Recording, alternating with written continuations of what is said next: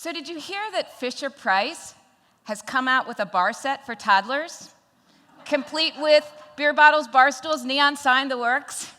Yeah, except it's not true. It's fake news. And I was so angry when I saw it because I had been researching this concept for months. So let's face it, it's easy to be duped by fake and misleading news. But I'm guessing that most of us don't want to be duped or misled. So today I'd like to talk to you certainly about the rise of fake news, but much more importantly, how we can and should evolve in the use of our critical thinking skills, especially when it comes to social media. Now, interestingly, the term fake news has been around since 1890. But as we all know, it's recently become more pervasive and politicized. Now, I'm certainly going to talk about politics, so I think that it's only fair that I tell you that I am, politically speaking, a moderate. Yeah, I think that's actually illegal in the United States these days. But I've actually been a registered Republican, a registered Democrat. I have voted in every election since I turned 18, but I have never paid attention to partisan politics until the election of 2016. And then when I began to pay attention to the whole concept of fake and misleading news, the scope of the problem astounded me, politics and beyond. So the first question I had to ask myself was, where does the news in our social media feed come from? And the simple answer is that it comes from legitimate sources, non-legitimate fake news, and a whole lot of gray. So the next question then became, how the heck did we go from having Walter Cronkite as the most trusted man in America to getting our news through memes like the most interesting man in the world? Okay. Well, I don't think it's any secret that news organizations have needed to become more focused on entertainment, but that's because we demand it. And some would say that that's because of our decreased attention spans that's due to our increasingly digitalized lifestyles.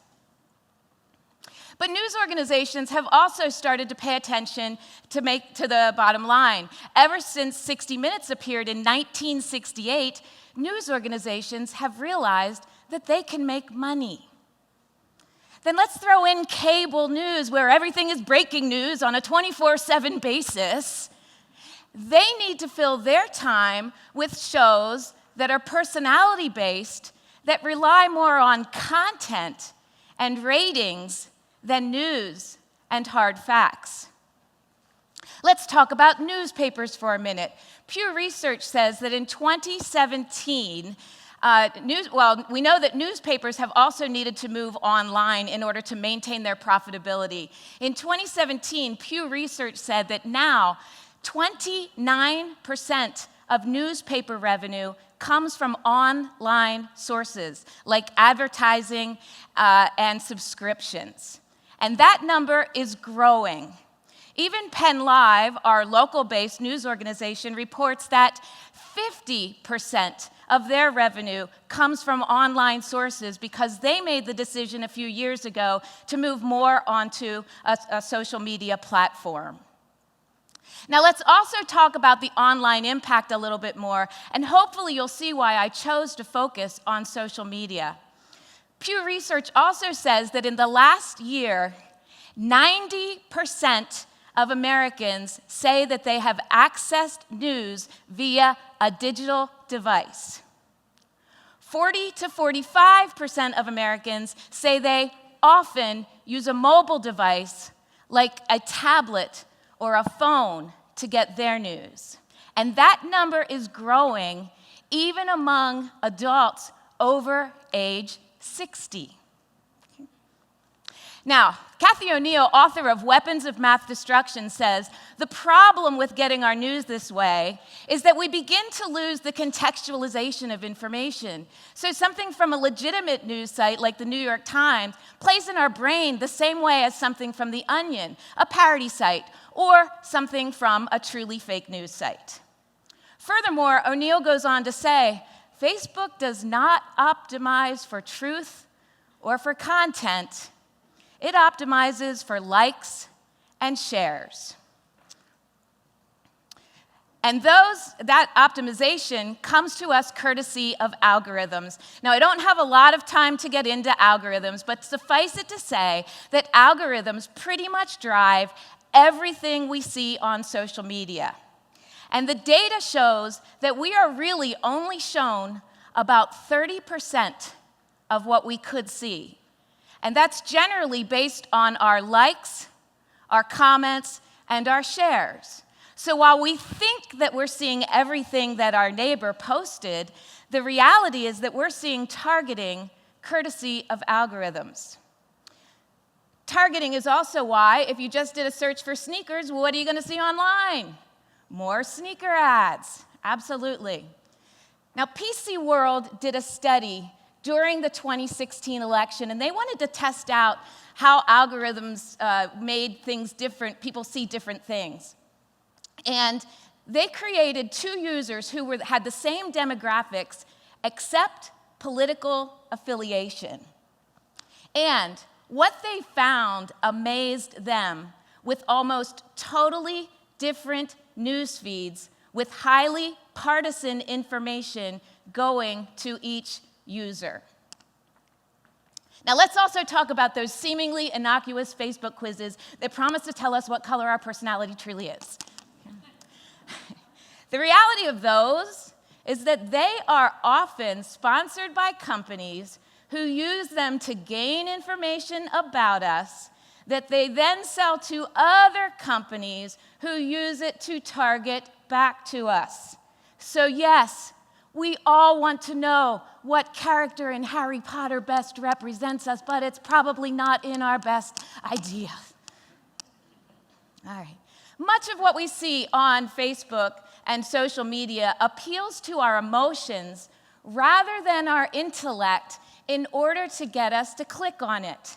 And that has led to the 2016 Word of the Year, post-truth, which means that we allow our emotions to guide us in making decisions more so than facts. And here is where we begin to see gray. Because where we used to have to go in search of the news, now the news finds us online. And it's mostly tailored to things that we already believe in. And that has led to the concept of the echo chamber. And the echo chamber basically says that we're primarily exposed to things that already reinforce our existing biases. Now, let me clearly state, bias is not a dirty word. We all have them. And if somebody creates something, it is biased. But the problem becomes when we as media consumers don't see how our bias affects what we see and then what we believe. Now, I've had people tell me that I am all wrong about the echo chamber because all they see is news that they disagree with.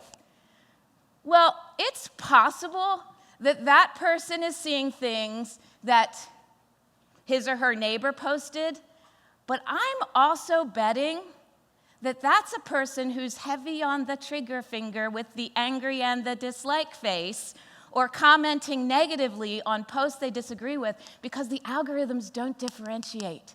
They just think that user wants to see more of the same.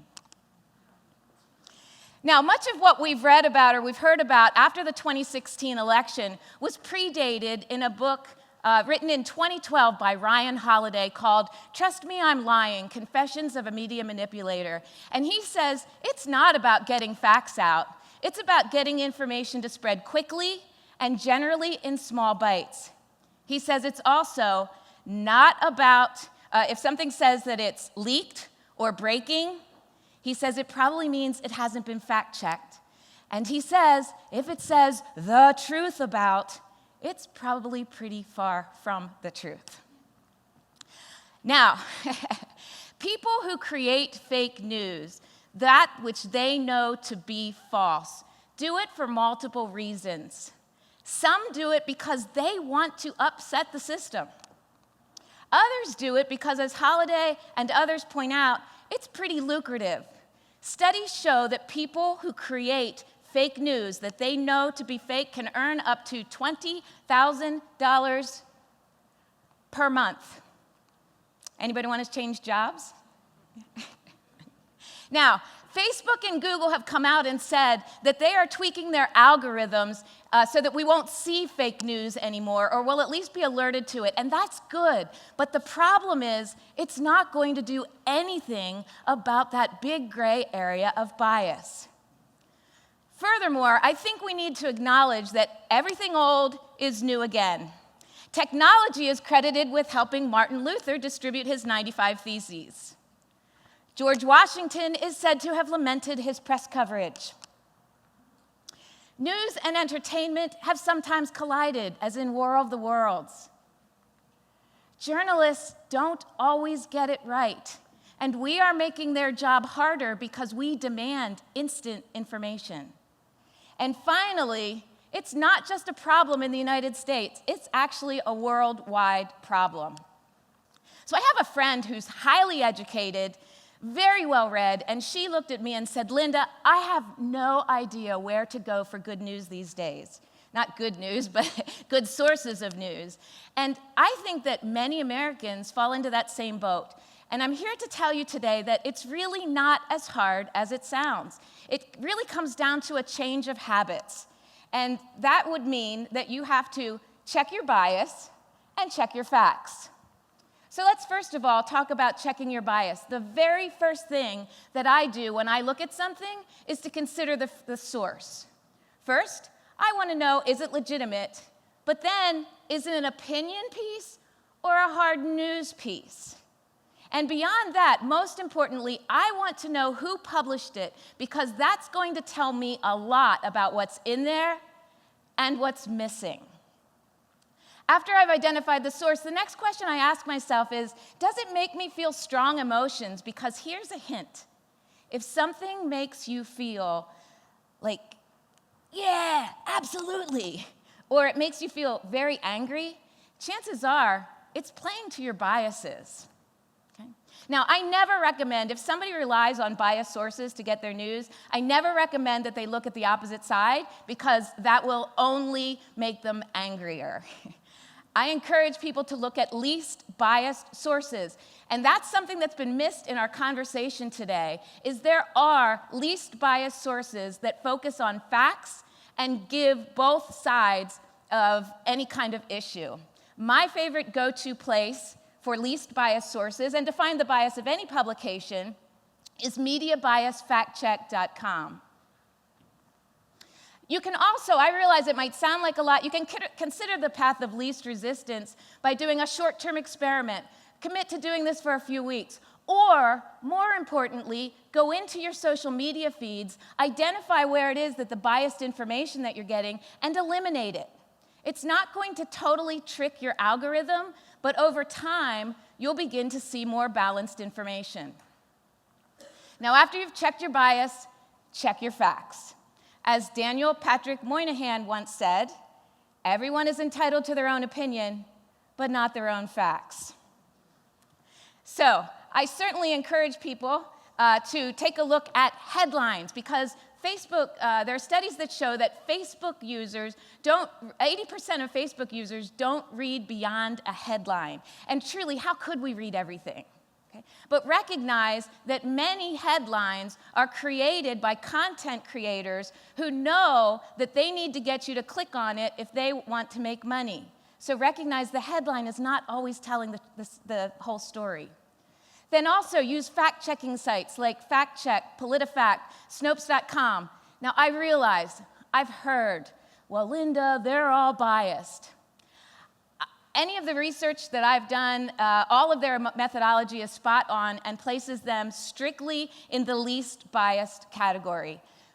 But other news organizations are coming up with fact-checking as well. And it always is good to check more than one source anyway. Finally, it's also important to consider who you listen to as an expert. In this day and age where everything can be packaged so convincingly, it's really easy for people to dupe and mislead others into thinking that they know what they're talking about. So you really need to choose your experts carefully. Now, I know you can choose to do this, and you can choose not to do this. I am thankful that my husband decided to humor me during my time of research, and he realized that he was unknowingly relying on highly biased sources to get his news from. He eliminated them, and he was extremely surprised at how much misinformation he had been getting and how much information he was missing. Now, he hasn't changed his political views, but he is a lot more fun to have political conversations with. And that's really my final message for you today. Reuters indicated that 12 to 15% of Americans severed relationships during and immediately after the 2016 election. I firmly believe that if we do the things that I've talked about, we can decrease that number and we can increase understanding among us. I really question why anybody would serve or would continue habits that only serve to continue to divide us. So please, won't you join me in evolving in the use of your social media by checking your bias and checking your facts? Because after all, wasn't it Abraham Lincoln who said, "Can't believe everything you read on the internet"?